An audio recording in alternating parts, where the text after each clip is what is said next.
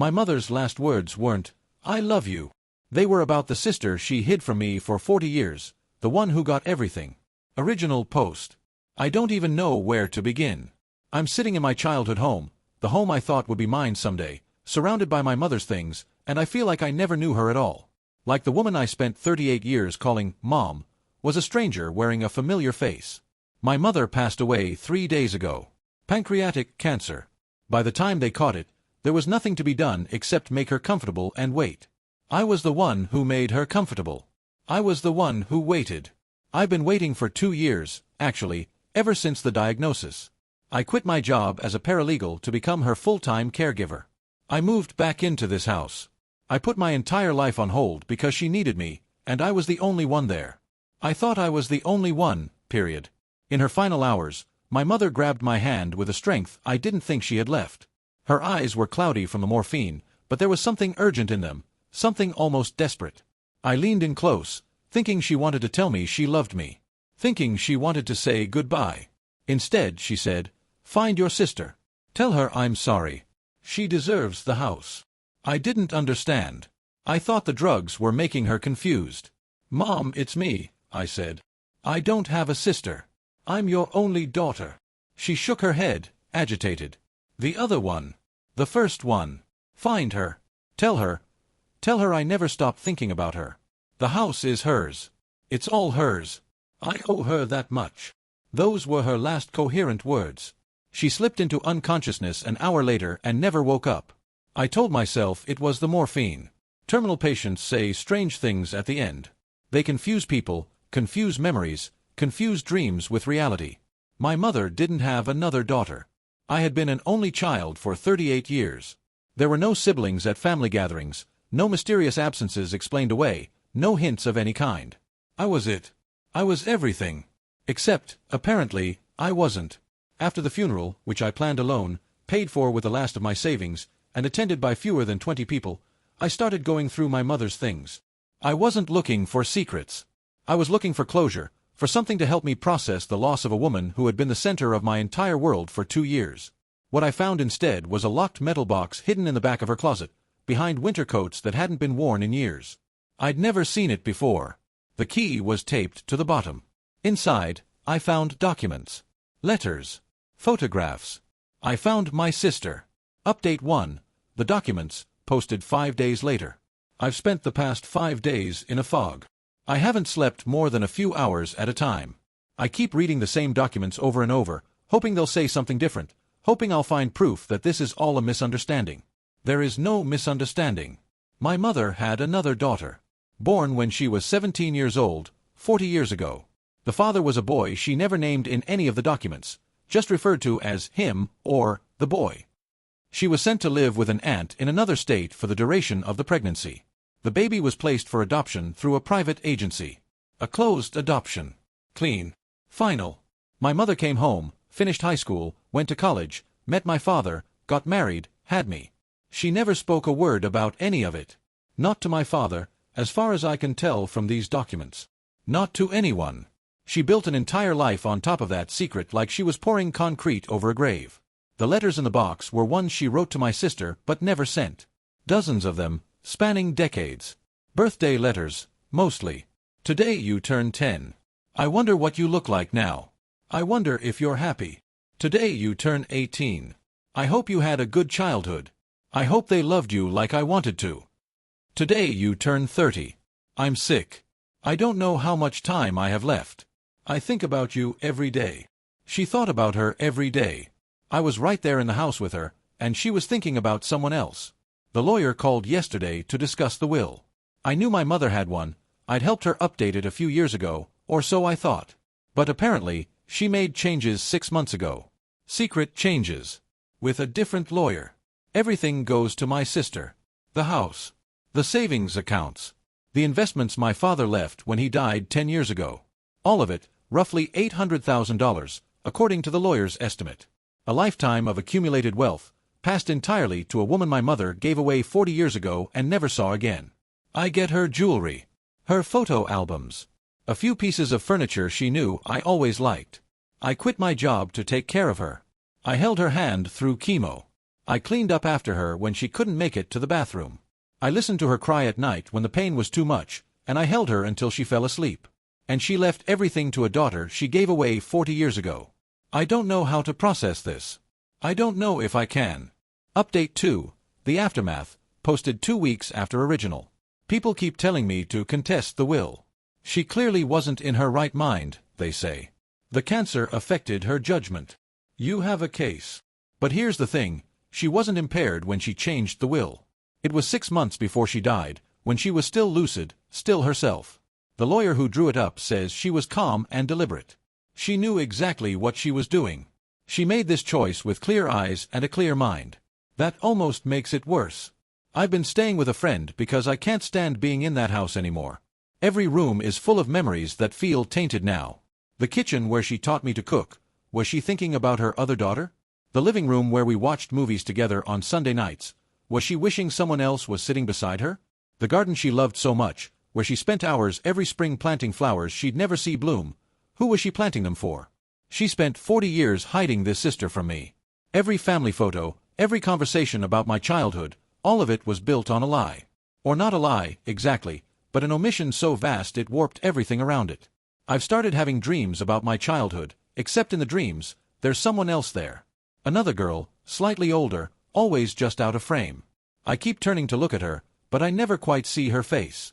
I wake up reaching for someone who was never there.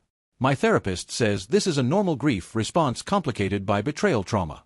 I say it's my brain trying to retroactively insert a sister into memories where she never existed. Either way, I'm exhausted. I've been trying to decide whether to find her, my sister. Part of me wants to know her. Part of me wants to scream at her, which isn't fair because none of this is her fault. Part of me wants to pretend she doesn't exist, the way our mother pretended for 40 years. But I can't do that. My mother's last words were about her. Her dying wish was for me to find her. And despite everything, despite the betrayal, despite the pain, despite the rage I feel every time I think about that will, I can't ignore a dying wish. I loved my mother too much for that. So I started digging. The adoption records were sealed, but my mother kept everything. She had the name of the agency. She had dates, documents, correspondence. And in one of those unsent letters, she mentioned something that made me realize she'd been keeping tabs on my sister all along, a reference to a specific college graduation, a specific career path, specific details she couldn't have known unless she'd been watching from a distance. My mother knew exactly where her first daughter was. She just never reached out. Never introduced us. Never gave either of us the chance to know the other. She kept us apart for 40 years, and then she died and made us deal with each other. I found my sister's contact information 3 days ago. I've been staring at her phone number ever since, trying to figure out what to say. Update 3. The meeting, posted 1 month after original. I called her. My sister. It took me a week of false starts, but I finally did it. Her voice on the phone was cautious, guarded. The lawyer had already contacted her about the inheritance, so she knew who I was, or at least, she knew I existed. She hadn't known about me before that call, just like I hadn't known about her. We're both only children who suddenly aren't. We met at a coffee shop in her city. I drove 4 hours to get there because I needed to see her face, needed to make this real. I spent the whole drive rehearsing what I would say, but when I actually saw her, when I walked in and spotted this woman who looked so much like our mother, it made my heart stop. Everything I'd planned evaporated. She's 40 years old. She has our mother's eyes, our mother's cheekbones, even some of our mother's mannerisms. When she tucked her hair behind her ear, I almost started crying because it was the same gesture, the exact same unconscious movement, as the woman I'd just buried. Genetics are strange. We share half our DNA, but we're strangers. We share a mother, but we have completely different mothers. The woman she imagines when she hears that word is some abstract concept of an abandoner, a ghost who gave her away. The woman I imagine is concrete and specific and beloved and, I'm learning, deeply flawed in ways I never understood. She told me about her life. She was adopted by a wealthy family, not extraordinarily wealthy, but comfortable. Private schools, vacations abroad, a college fund that actually paid for college. She's a successful corporate attorney now. She has a husband and 2 kids. Her adoptive parents are both still alive, still loving, still very much her parents in every way that matters. She doesn't need the money. She said that explicitly. I don't need it. I have plenty. This isn't about the money for me. But then what is it about? I was abandoned, she said. I know it's more complicated than that, But that's how it felt my whole life. Even with parents who loved me, even with everything I had, there was always this wound. This question, why wasn't I enough? Why did she give me away and never look back? She looked at me with our mother's eyes, and I saw the same pain I've been feeling reflected back at me.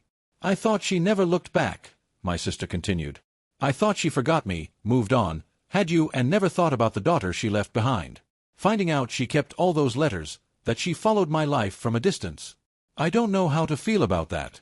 She watched, but she never reached out. She thought about me, but she never let me know. Is that better or worse than forgetting me completely? I didn't have an answer. I still don't. We talked for 3 hours. By the end, we were both crying. Not sobbing, just quiet tears, the kind that come when you're too exhausted to fight them anymore. We hugged before we left. It was awkward and tentative, but it was something. She asked if we could meet again. I said yes. But the inheritance still sits between us like a wall. She has everything. I have nothing. Neither of us knows what to do about it. Update 4. The confrontation, posted 6 weeks after original. I need to write this down because I'm still processing what happened. My sister and I have been talking regularly since that first meeting. Texts, phone calls, one video chat where I met her kids and they waved shyly at the aunt they never knew they had. We've been building something, carefully, tentatively, like two people constructing a bridge across a chasm. But the inheritance has been the elephant in every room. Last week, she came to visit me. She wanted to see the house, our mother's house, the house that now legally belongs to her. I showed her around. I told her about the garden, about the kitchen, about all the memories embedded in these walls. I watched her touch surfaces our mother had touched, look out windows our mother had looked out of. And then she asked the question I'd been dreading. Are you angry with me? I should have said no. I should have been diplomatic, measured, mature. But something in me broke open, and the truth came pouring out. I'm not angry with you, I said. I'm angry with her. I'm angry that I quit my job to take care of her. That I held her hand through chemo. That I cleaned up after her when she couldn't make it to the bathroom. That I sacrificed my career, my relationships, my life, and she left everything to you. To a stranger. To someone she'd never even met. My voice cracked, but I kept going. My mother's last words weren't, I love you. They were about the daughter she loved more, the one she never raised, never knew, never saw again. Her dying wish wasn't about me. It was about you. And I know that's not your fault. I know you didn't ask for any of this. But I can't help feeling like I spent 38 years thinking I was her world, and then I found out I was never even close. My sister was quiet for a long moment. Then she spoke, and her voice was strained. I was abandoned. I know you feel abandoned too, but you had her. You had 38 years of birthday parties and holidays and graduations and ordinary Tuesdays. You had her presence, even if her heart was somewhere else. I had nothing but a question mark where my mother should have been. And I'm supposed to accept that your loss is greater than mine? I asked. I'm not saying that. Because she didn't choose to give you away. She was 17 years old, probably scared, probably pressured. But she chose to cut me out at the end. She chose to rewrite her will and leave me nothing. She had decades to tell me about you and decided over and over again to keep the secret. That was a choice. An active, ongoing choice that she made every single day. My sister sat down heavily on our mother's couch. She did the same thing to me, she said quietly. She knew where I was. She followed my life. She could have reached out at any point, and she didn't. She chose silence. She chose distance. She kept us both in the dark. We sat in silence, processing the weight of that truth. We both lost the same thing, my sister finally said. A mother who actually knew how to love us openly. She was right. And somehow, that shared loss felt more connecting than anything else between us. The money isn't the point, I said, and I was surprised to find that I meant it. The point is that my mother looked at her whole life and decided I wasn't enough. That the daughter she gave away mattered more than the one who stayed. The will wasn't about providing for you. It was about absolving her guilt. She used her death to apologize to you, and the cost of that apology was everything I had. My sister started crying. So did I. I know, she said. I figured that out too. The inheritance isn't really for me. It's for her. It's her trying to buy forgiveness from beyond the grave. We sat together for a long time after that, two women wounded by the same ghost. Final update, the resolution, posted 3 months after original. It's been 3 months since I first found those documents in my mother's closet. 3 months since my entire understanding of my family shattered and reformed into something I'm still learning to recognize. My sister and I have been talking almost every day. We've visited each other multiple times. I've gotten to know her children, who now call me Auntie with cheerful enthusiasm. I've met her husband, a kind man who looks at her the way I've always wanted someone to look at me. I've started to see her not as the stranger who stole my inheritance, but as what she actually is, my sister. The only one I've got. The only one who understands what our mother did to both of us. Last month, she came to me with a proposal. I want to split everything, she said. 50-50. The house, the savings, all of it. I don't need the money. You sacrificed everything to take care of her. You deserve half. I was quiet for a long time. It was a generous offer. A fair offer. Financially, it would change my life. I could rebuild my career, buy a small place of my own, have a cushion while I figured out my next steps. It was everything I'd been wishing for in my darkest moments. But as I sat there, I realized something that surprised me.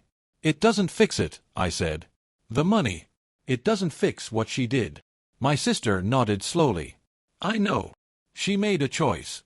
In her final months, with full clarity of mind, she looked at everything she had, including me, and she decided to give it all to you.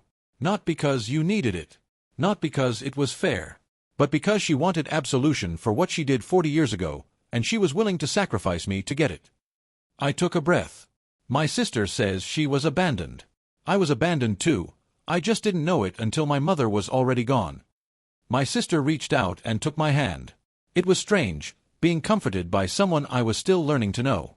I'll take the split, I said. It's fair. It's more than fair. But I need you to understand that accepting it doesn't mean I'm okay. It doesn't mean I've forgiven her. It doesn't mean I've healed. I understand, she said.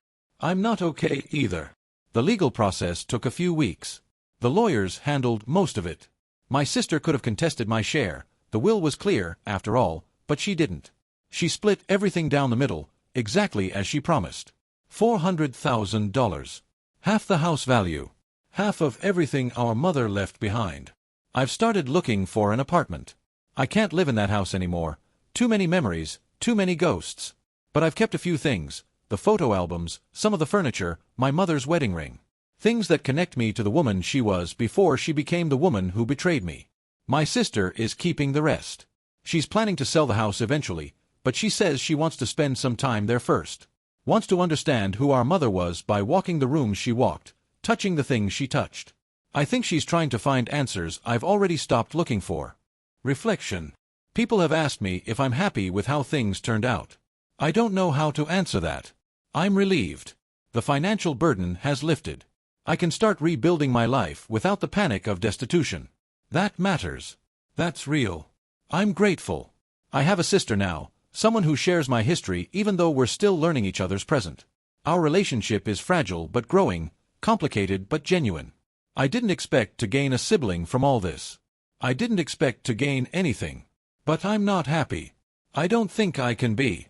Not completely. Not ever. Because my mother's final act was choosing someone else. Her dying wish was for a daughter who wasn't there, not the one holding her hand. Her will, literally the last word she would ever have on the shape of her legacy, gave everything to a woman she'd never known and almost nothing to the woman who gave up everything to care for her. I can rationalize it. I can understand the guilt she must have carried, the weight of that secret, the desperate need to make amends before the end. I can even feel compassion for the 17-year-old girl she once was, scared and alone and forced to make an impossible choice. But I can't unknow what I know now. I can't unfeel what I felt. I spent 2 years at her bedside. I spent my entire life believing I was her world. And in the end, I was just the daughter who was convenient. The one who was there by default, not choice. The one who came second in her own mother's heart. My sister and I talk about this sometimes. Late at night, after her kids are in bed, when we're both too tired to be diplomatic. We talk about what our mother did, how she hurt us both, how her inability to face her own past created wounds that were now left to heal. She loved you, my sister says sometimes. She must have. You don't take care of someone for 38 years without love. She loved you more, I always reply. Or differently. Or in a way that felt more urgent. I don't know. I'll never know. She took the answers with her. That's the worst part, maybe. That I'll never be able to ask her why. Why the secrecy? Why the lies? Why leave me with nothing after everything I gave? She made her choices and then she died, and the rest of us are left holding the broken pieces. But we're holding them together. That counts for something. My sister has invited me to spend Christmas with her family this year. I said yes. It's a first step, the beginning of a relationship neither of us asked for, but both of us are choosing. She's told me she feels guilty sometimes. Guilty for getting the inheritance, guilty for the life she had when I was the one who stayed, guilty for being the daughter our mother thought about while I was the one right in front of her. I tell her to stop. None of this is her fault. The only person responsible is the woman who created this mess and left us to clean it up. Our mother was a coward. That's the conclusion I've come to, after months of processing. She was too afraid to face her past, too afraid to tell the truth, too afraid to make hard choices while she was alive. So she made them in death, when she wouldn't have to witness the consequences. She gave my sister absolution and gave me abandonment, and then she slipped away before either of us could ask her to explain. I loved her. I still love her. That's the cruelest part. You can love someone and be furious with them at the same time. You can grieve someone and resent them in the same breath. You can hold someone's hand through their dying days and still feel betrayed by their final wishes. I'm learning to hold all of those contradictions inside me. I'm learning that healing isn't linear, that forgiveness isn't required, that moving forward doesn't mean forgetting. And I'm learning that the sister I never knew I had might be the only person in the world who truly understands what our mother took from both of us, and what we might be able to build from the wreckage. The money helped. The relationship helps more. But the wound remains. And some days, late at night, when I'm alone with my thoughts, I still hear my mother's voice in her final hours, calling for a daughter who wasn't there. That's the inheritance I'll carry forever. TLDR, my dying mother revealed I have a secret sister who was given up for adoption 40 years ago. She left everything, $800,000, to this sister I never knew existed, and almost nothing to me, the daughter who quit her job to take care of her through cancer. Found my sister, who didn't know about me either. We've both been hurt by our mother's choices. Sister offered to split the inheritance 50-50ths, which she didn't have to do. Financially, I'm okay now. Emotionally, I don't know if I'll ever be. We're building a relationship, but I'll always know I came second in my own mother's heart. The only villain in this story is already dead and can't answer for what she did. Here's what I learned when my mother died. You can spend 38 years thinking you're someone's world and find out you were never even close. I quit my job to take care of her. I held her hand through chemo. I cleaned up after her when she couldn't make it to the bathroom. I sacrificed my career, my relationships, my life. And she left everything to a daughter she gave away 40 years ago. Her last words weren't, "I love you." They were about the daughter she loved more, the one she never raised, never knew, never saw again.